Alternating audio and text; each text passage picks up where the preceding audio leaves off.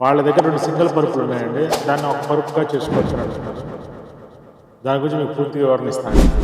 అంటే ఇక్కడ 2 పరుపులుగా ఉండటం వల్ల ఒక లాభం ఉంటే, ఒకే పరుపుగా ఉండటం వల్ల ఇంకో లాభం ఉందండి. 2 పరుపులుగా ఉంటే ఎండలో వేసుకోవడానికి, తీసుకోవడానికి, దుప్పటి మార్చుకోవడానికి ఈజీగా ఉండిద్ది. కానీ మీకు ప్రాబ్లం ఒకటి ఉండిద్ది. ఏంటంటే 2 పరుపులుగా ఉంటే మధ్యలో గ్యాప్ రావడం వల్ల ఇంకో మనిషి ఎప్పుడైనా గెస్టులు వచ్చినప్పుడు, పిల్లలు పనుకోవాలన్నప్పుడు పనుకోవడానికి ఇబ్బందిగా ఒకే మంచం మీద 2 పరుపులే లేసారు. ఫర్ ఎగ్జాంపుల్ మీకు చెబుతున్నా. ఇప్పుడు మీరు పనుకున్నప్పుడు ఇలా కొంతలాగా పడిద్ది మధ్యలో. ఇదేగా ప్రాబ్లం. ఈ ప్రాబ్లం సాల్వ్ చేయాలంటే మా దగ్గర సెట్ అయింది. మేము ఒక జిప్పు కవర్ ఒకటి ఇస్తాం. ఆ జిప్పు కవర్లో మీ సైజు ప్రకారం ఒకే పరుపుకి పరుపు పెద్ద పరుపు ఏ సైజు ఉందో ఆ పరుపు జిప్పు కవర్ ఒకటి తీసుకోండి. తీసుకొని దాని లోపల 2 పరుపులు 2 సింగిల్ పరుపులు దాంట్లో పెట్టేయండి.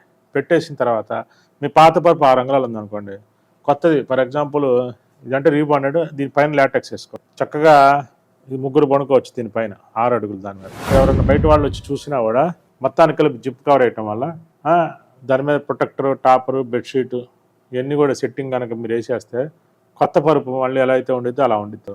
అందరికి షేర్ చేస్తారని కోరుకుంటూ, ఇంకా మీకు ఏదైనా డౌట్ ఉంటే ఆదివారం లైవ్లో 5 to 6 ఉంటుందండి. లైవ్లో అడగచ్చు. కింద కామెంట్ బాక్స్లో పెట్టినా నేను రిప్లై ఇస్తానండి. అందరికీ నమస్కారం.